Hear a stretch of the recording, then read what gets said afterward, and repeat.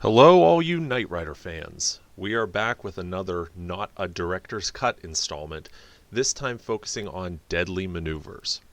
As is the case with most pilot episodes, our first one of the series was a little rough around the edges. So, we took some of your comments and your critiques to heart, and we're going to kind of adjust our show today to reflect those changes. So I hope you like it. If it is an improvement, let us know in the comments, and I guess if it's not, let us know in the comments as well. Also, while you are waist deep in the comments, let's go ahead and answer this question for us. What feature found on KITT would be most useful for you to have in real life? Alright, before we begin our analysis of deadly maneuvers, let's start by showing you the original NBC on-air promo for this episode. Enjoy. That car! Maybe it ain't a car. Buckle up for Knight Rider. The hit movie now becomes the fastest show on television. Tomorrow at 9, 8 Central and Mountain. Deadly Maneuvers. This episode was written by William Schmidt and Bob Shane, directed by Paul Stanley. It was filmed August 20th through 30th, 1982. That's 10 days. It originally aired on NBC on October 1st, 1982. It was actually the fourth episode to be filmed, but the second episode to air. And the reason behind that is because there were production issues with the second episode that it was actually produced, which was Inside Out. So because of those production issues, they had to bump that episode to a little bit later in the season, and when they did that, Deadly Maneuvers was moved up and became the second episode to air. So let's go through, and I'll show you just some little things that I found that I think might be of interest to you.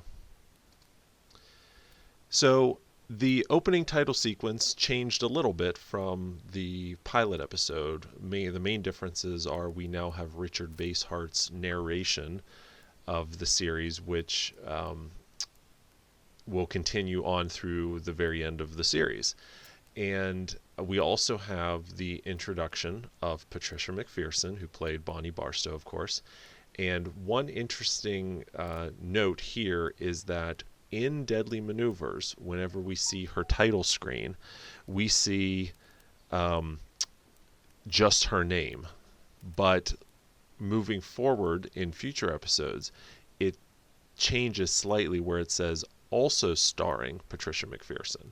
So apparently they, thought that they needed to add that additional phrase also starring to her title screen. But that's just a little bit of trivia that in Deadly Maneuvers, this is the only time we see just her name without the also starring listed. And in this first scene that we see KITT in the episode, this is actually reused footage from the demolition derby in the pilot.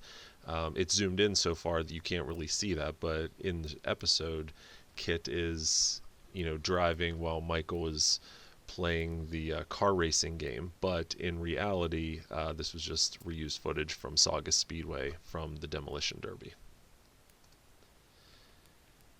So here we see Michael in KITT. Again, this is the hero car, and if we look up here, we can see a couple of things.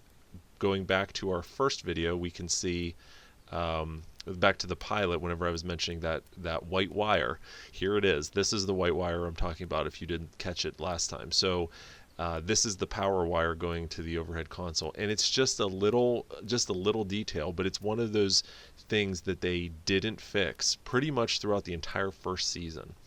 So this is the hero car, and this is the car that Michael Chaffee designed the interior, and the easiest way to tell this car is this overhead console. There was only one car in the first season that had this angled lower head console that drops down this far.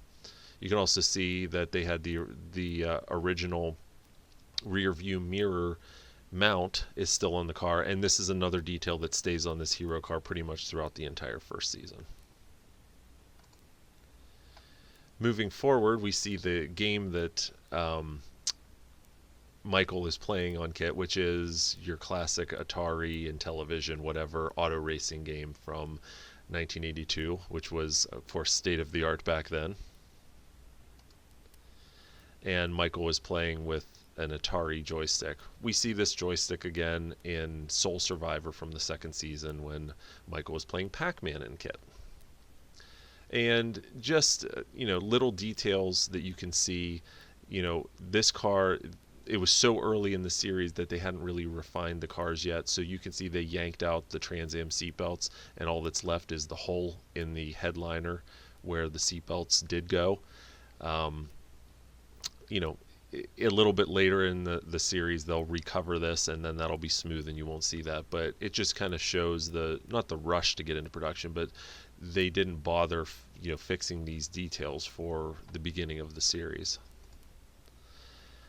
So moving on, we see KITT's voice box for the first time in this episode, and we've now fully transitioned over to the voice box that is used throughout the first half of the first season. Going back to our pilot commentary, that Michael Chaffee had his own style of voice box where the corners here of KITT's voice, they were more square. These indicators were square. These weren't quite as pronounced in the colors of yellow and red, things like that. But we've now fully transitioned to the bezel that Universal Studios built for the show. And one interesting thing to note in this episode, and I think they were probably just trying out different angles to see what would look well, but you'll notice that they filmed the voice box not at a straight angle. They're kind of off to the side a little bit. And this is unique for this episode. For pretty much the rest of the series, with few exceptions, they filmed the voice box straight on. All right, and we have Michael getting out of the hero car, and we know it's the hero car mainly because you can see the overhead console dipping down right here. And if you look really closely, you can still see we've still got that white voice box inside on KITT's dash, which I covered in the previous pilot video. Another interesting thing to note is the night license plate. So obviously they had a bunch of these night license plates for the pilot and for the series. Some of the plates had a yellow 1982 registration sticker.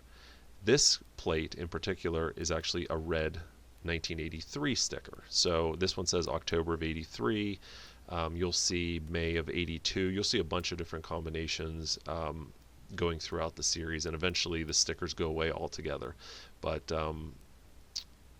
that's the hero car. And here we are. Michael gets introduced to Robin Ladd, played by Devin Erickson. Now, when we talked to the writers of this episode, specifically when we talked to Bob Shane, he mentioned that he named the main character Robin Ladd because Bob once had a girlfriend 20 years prior to this, so we're talking the early 1960s, a girlfriend named Robin Ladd, except it was Robin with two B's instead of one. Well, he ended up losing touch with her in the 1960s, and when he was writing this episode, he thought, if I use her name as one of the characters, maybe she'll see it and maybe she'll contact me. Well, unfortunately, she didn't. However, Bob told us in the intervening years, actually 30 years after this aired, he did end up running into the real Robin Ladd, and they had lunch and it was a nice time, but they didn't meet up again because of this episode. It was for other reasons. But that's how Robin Ladd got her name. I wanted to take a moment to talk about the original Knight Rider cars. So if you watched our pilot commentary, you know that there were 4 Trans Ams used for the series at this point. There were 3 that were given to the show by Pontiac to film the 20-minute pilot presentation video. A fourth car arrived to film the rest of the pilot. So there's your 4. In addition, there was also what's called the flivver car. Now, the flivver car, which we again mentioned in our first video, was a dune buggy type chassis with a Volkswagen engine with a rubber shell that looked like a Trans Am placed on top of it. And the idea behind that flivver car was it could do the jumps and with less damage than you would have with a regular Trans Am because of, again, the dune buggy chassis, the enhanced suspension, the built-in roll cage, things like that. So for Deadly Maneuvers, they didn't get any new cars. They still only had the original 4 Trans Ams plus the flivver car. Now, close eyes, looking at these cars, you can tell them apart because, as I like to say, no 2 Trans Ams used on the show are alike, kind of like a fingerprint. So each one of those cars this early on in the series had to have a specific role. First, there was the hero car. Now, this is the Michael Chaffee dashed car with the complete, outside treatment. The car that David Hasselhoff used most of the time to get in and out of. So this was the beauty car, the hero car. Then you also have a second car, which we just like to call the backup to the hero car. So it, looked very similar, again, on the outside to the hero car. It had the camera tow bar. But the inside was a little less refined. It did have a dash in there, but instead of electronics, it had stickers on the dash. And instead of Michael Chaffee's, fully complete, lit up overhead console, it had just a kind of a boxy fiberglass piece up there. So it was made to look like KITT for drive-bys, or if the hero car was unavailable or broken down, they could use this backup car as long as they didn't focus too much on the dashboard and things like that. The third car was a general purpose stunt car. Now, this early on in the series, that general purpose stunt car pretty much had a stock Trans Am interior. It didn't even have a Knight Rider-like dash in it. It had the stock Trans Am dash in it, the round factory Trans Am steering wheel. It did not have a tow bar in the front, things like that.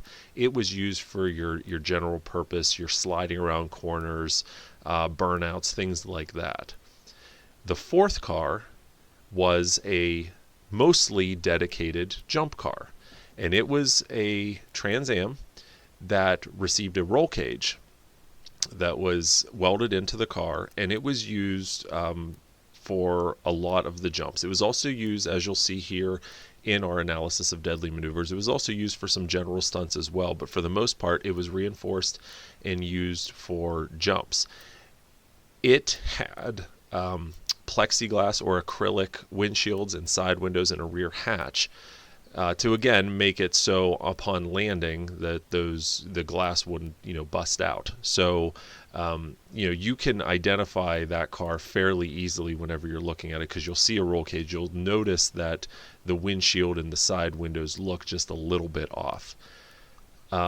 And then finally, the fifth car is the aforementioned flivver car. So that one was not obviously a Trans Am. It was that dune buggy chassis we talked about. But it was also used for a lot of the jumps. And it's pretty clear to see whenever they use the flivver car, because the wheelbase was a little bit more narrow, and just looking at it, it looks a little bit off from a normal Trans Am. Now, of course, these are details that most people normally wouldn't see back in 1982 on their small CRT television in their family's living room. But thanks to the advent of digital media and HD high definition Blu-ray discs, we're able to point out some of these things to you. So that's the breakout of the 5 cars that the show had, the 4 Trans Ams and the 1 flivver car. Now, as we progress through the series, you'll see a little bit later in the first season that the series does gain some additional cars, and we'll go over that whenever we get to those episodes. So hopefully this helped to kind of give you some clarification on the cars they had at this point. And I challenge you, when you're watching these early episodes, see if you can spot the differences between the cars.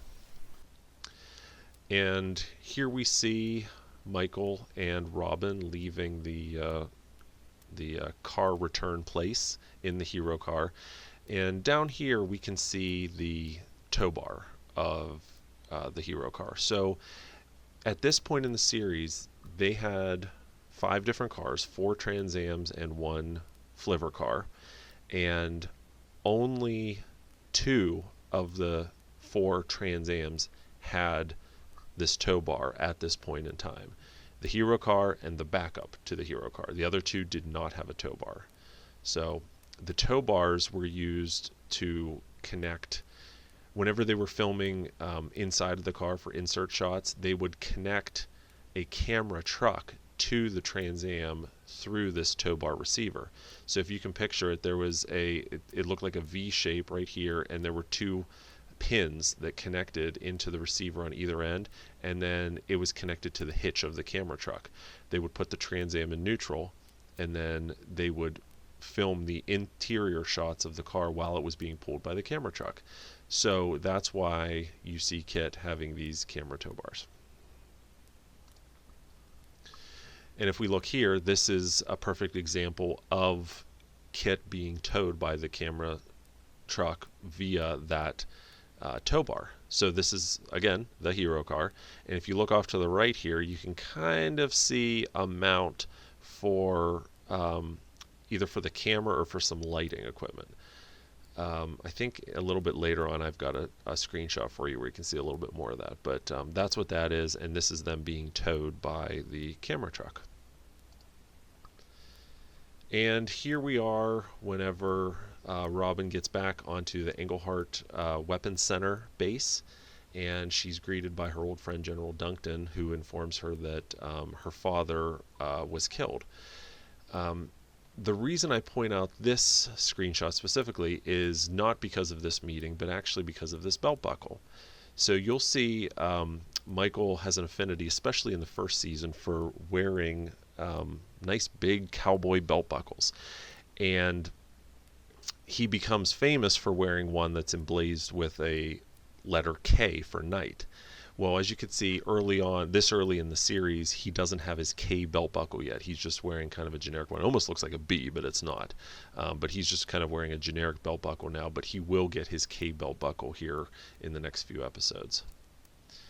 And this guy is Alan Oppenheimer, who plays General Duncan in this episode. He returns again as Joe Lewis in Season 3's Custom Made Killer. So after Robin Ladd's father's funeral, we see them leaving the funeral. In reality, this is actually the College of the Canyons.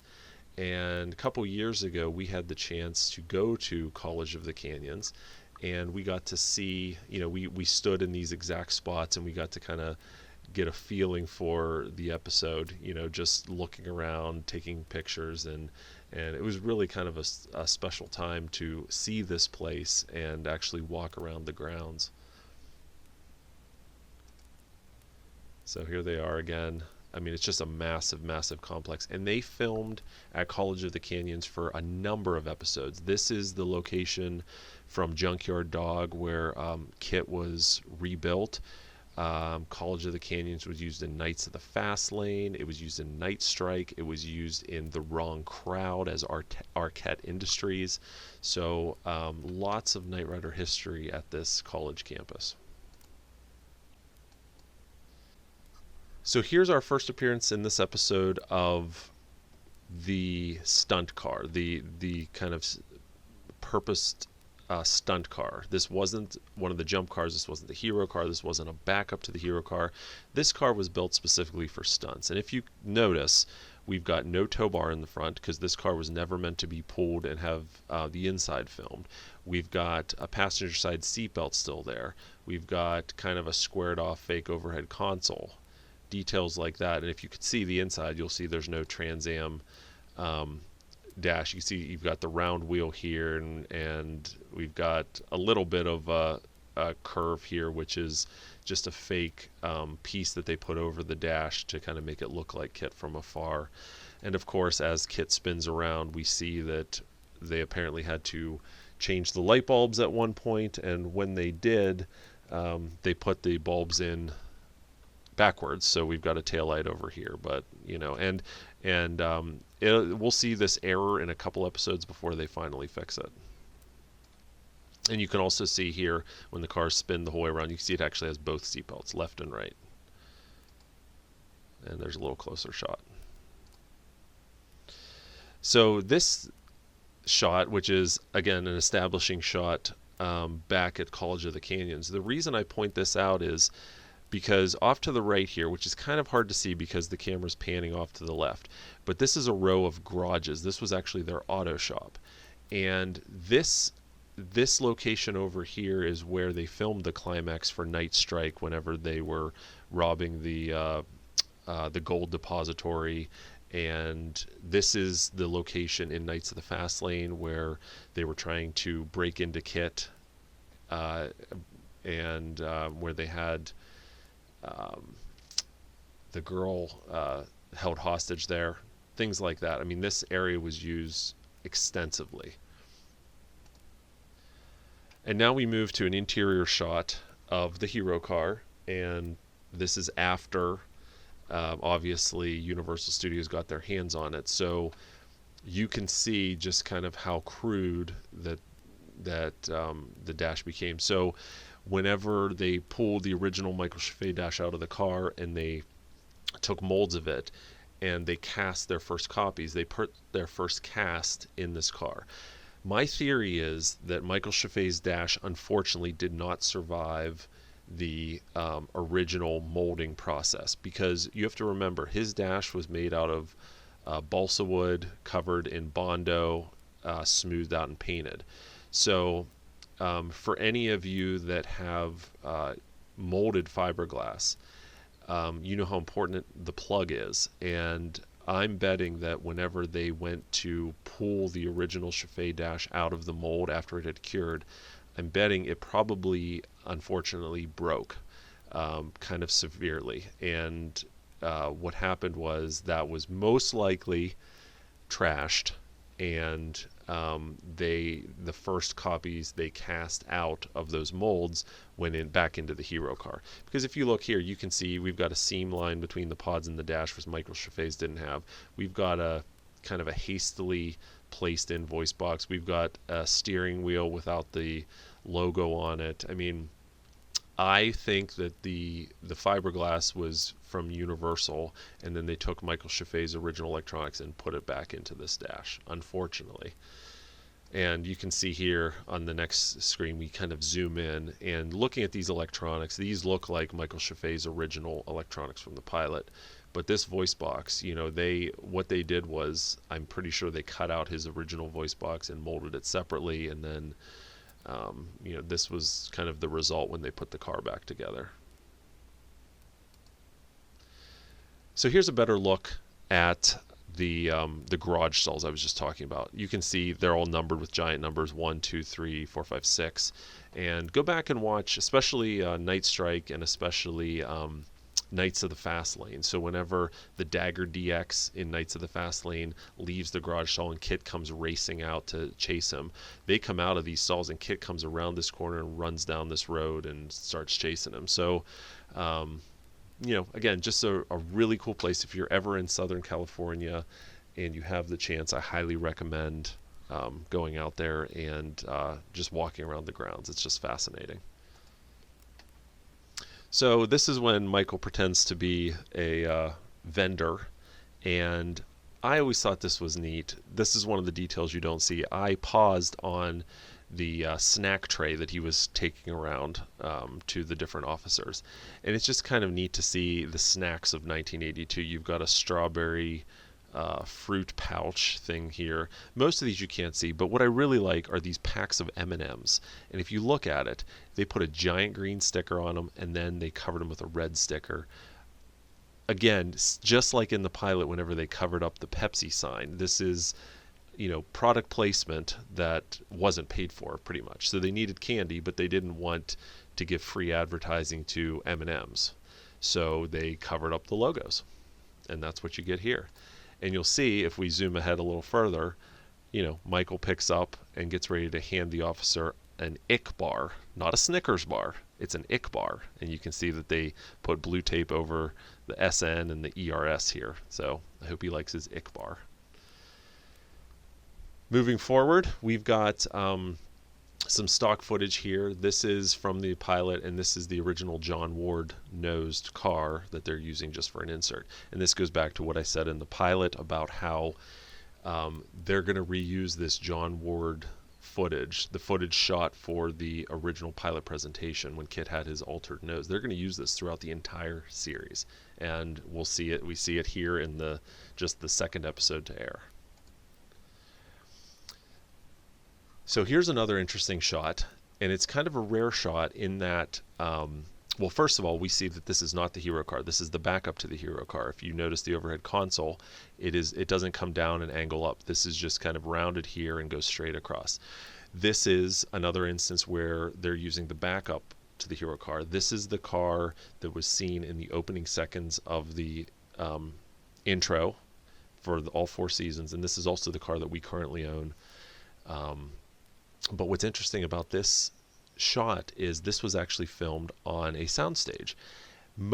I'd say 99% of the insert shots used on the series were actually filmed live out on the road with the car being towed. This is one of the few instances where they're actually on a soundstage and filming an interior shot.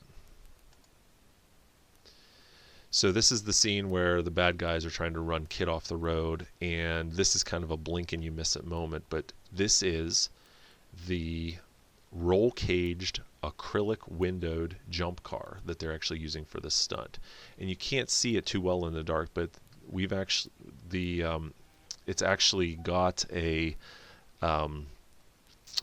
rubber shell on top of the car, a Trans Am shaped rubber shell on top of the car that they would place on the stunt cars. So whenever other vehicles would kind of hit and bash KITT, you wouldn't see the damage. It was made out of rubber and it would just kind of bounce right back out. But if you notice here, you can clearly see a nice thick roll cage in this car, which is indicative of that Trans Am jump car. And moving forward in this scene, we see this car carrier, and KITT's following closely behind. The car carrier will pass and KITT will turn around. This car carrier is actually was part of Universal Studios' transportation fleet. This is one of the car carriers they would use to haul the Trans Ams to the set. And here it's being repurposed to haul some miscellaneous vehicles. But this is the same car hauler you'll see later on in the Ice Bandits, where KITT hitches a ride. And it pops up a few other times throughout the series. I think you can see it in Chariot of Gold as well. And here's the first appearance of the semi-painted white. So this is KITT driving down the road and turning around and heading up into the trailer, which is now white, as opposed to what we saw in the pilot where it was painted black and gold and said Knight Industries on the side. And the semi will remain painted white until we get to Hearts of Stone, which is later on in this season. At that point, it receives its first paint job in the familiar scheme with it black with gold stripes and a gold chest piece logo, but it's not the last paint job. So we'll go over that when we get to that point. But just as a fun aside, we found this location in real life, and this giant tree is still there today. And I believe this white fence is as well. So here we see, for the first time, KITT pulling into the semi. Now this is actually stage 1 at Universal Studios. And they had it set up so any of these walls on the left or right side could actually be pulled away so they could get different angles for filming. So and a lot of these props, like this unit in the back, this was, again, going back to what we talked about in the pilot, this came from Modern Props in Los Angeles, which is now closed and out of business, but that's where this came from. And we see KITT pulling in here on stage 1 at Universal.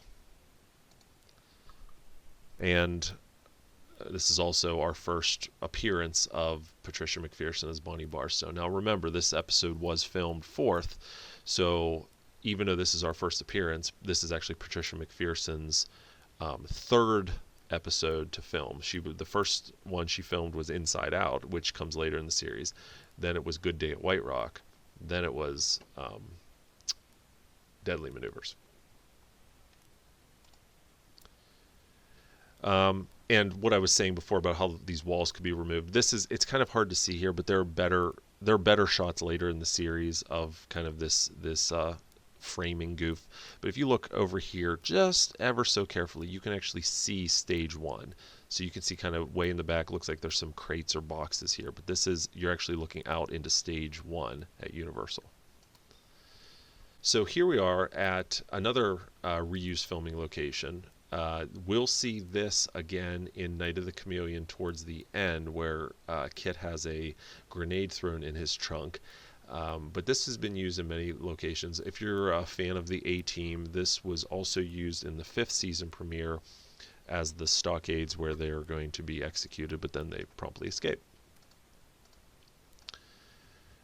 And here we go. So back to what I was mentioning a little bit earlier. This is a great shot of that rubber shell that's on the Trans Am.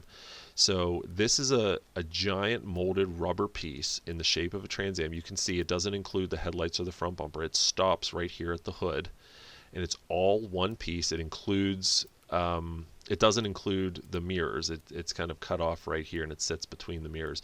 But it took about 4 or 6 guys to lift this and put it on the car. But this allows KITT to be hit and the damage to not be seen. So even though it looks kind of weird here, and you'll notice it throughout the series, this is one of the first appearances of the rubber shell. So here we have Michael towards the climax of the episode, driving through the field trying to rescue Rob and Ladd. This is just a great shot for all you who enjoy seeing mistakes or kind of screw-ups in the episode. This is one of the cars we own. This is the backup to the hero car, and we can see the squared off overhead, and with this nice close-up we can see it's covered in gaffer's tape. We can see we've got a seatbelt, a factory Trans Am seatbelt receiver or seatbelt guide here. We can see the seatbelts have been removed, but the trim panel is still there. And of course, I would be remiss if I didn't mention the dragster style steering wheel, which kind of showed up just in pretty much just in this episode. And Michael uses it extensively in this climax. You'll see he's driving with it quite a bit. And whenever we turn to see the angle from the passenger seat, we can see it just even a little bit better, the dragster style wheel, and we can see this just bulky squared off giant piece of fiberglass pretending to be an overhead console. And if you look carefully, you'll notice we've got under here these 3 ribs. This is the stock Trans Am dash pad, and we've got just a crude cutout of the Knight Rider dash plopped on top of it, just to kind of give the look from far away that we've got the Knight Rider dash in it, when actually we don't. And here we go. Here's KITT's first and only appearance of his flamethrower. Not much to say here except for the fact that we don't see this feature in KITT again, and I can only imagine that there's a guy behind KITT with a flamethrower just shooting flames and having a great time. We can see that this is the specially purposed stunt car. We know that because of the seatbelts and the lack of Chaffee overhead style console. We can see it's got the rubber shell on top of it that we talked about earlier. We can also see that the plexiglass turn signal covers that fit on the nose were taped down with gaffer's tape, black gaffer's tape, just so they wouldn't blow away. So again, another situation where you're not going to see this unless you're looking at Blu-rays. So this is a scene right after Michael rescues Rob and Ladd from the tank, and here's what I was mentioning earlier. So you can see again the mount here we've got for a camera or for lighting, and here we can also see we've got a wire coming in, most likely for a microphone. for the interior of the car. We've got Robin's seatbelt hastily wrapped around the seat. But one interesting thing about this scene is there was a few seconds cut from this scene, as there are for every episode in most shows that are produced. But we last year uncovered a kind of a rare promo for the show. It only aired one time after the pilot, and in that promo there's a couple extra seconds of this scene that includes some footage that we don't see in the episode. So I'll go ahead and play those couple extra seconds for you now. So consider this a deleted scene from Deadly Maneuvers. Ground zero. Same way we got in. So here we are with KITT. This was right after an explosion. He veered off to the right, and as you can see, the rubber shell caught fire. So KITT is on fire at this point. We talked to Jack Gill, the stunt man for the series and would become the stunt coordinator for the series, and he told us that he remembered this scene where he went around the bend, the explosion went off, KITT caught fire, he drove into this field, and then he lit this brush on fire with the flames on KITT. So they had a little bit of an issue on their hands. They got it put out, but this is kind of a cool scene of KITT on fire. And again, here's another interesting shot of a flamethrower. This would be a different setup than what you saw earlier with the flamethrower. This is, obviously some rig that they put. I'm not sure if they put it under the Trans Am or if they just, rigged something up, and by the angle of the camera, it looked like it. That would be my guess. I don't think there was actually anything mounted to the car, but looks like they've got a little bit of a flamethrower here for a close-up. And we've got General Duncton getting arrested, getting caught by Robin and Michael. Interestingly, all of this Army equipment was all rented from one place, and the place that they rented this from is also the same place that they rented the Juggernaut machine from the 4th season premiere, Night of the Juggernaut. And we've got the ending scene here with KITT with his Go Army bumper sticker. And the reason I point this out is this is one of the few episodes that doesn't end, one of the few episodes in the first season. So if you remember in the pilot, they established that the ending scene was kind of stock footage of KITT driving off into the desert with the Wilton Knight talking over it as a voiceover saying one man can make a difference. Well, in this episode and in the next episode, Good Day at White Rock, they didn't use that ending. They just simply freeze framed on the last scene of the episode and just put Glenn Larson's executive producer credit on there and then went to the credits. So, but that stock footage epilogue, I guess you could say, will reappear again after this episode and after Good Day at White Rock. And then I point this out in the theme because this is the one and only episode of the series where the music was conducted by someone other than Stu Phillips and Don Peake. So Stu Phillips did the music for the pilot all the way through Forget Me Not, and then Don Peake was hired and came in with Hearts of Stone and did the rest of the series. But this is the one episode where Stu Phillips did not do the music. It was Morton Stevens. So, with all that said, my voice is hoarse and I need a drink, but we are done with Deadly Maneuvers. So I really hope you guys enjoyed this. I hope you like the new format, and next time we will do an in-depth analysis of Good Day at White Rock.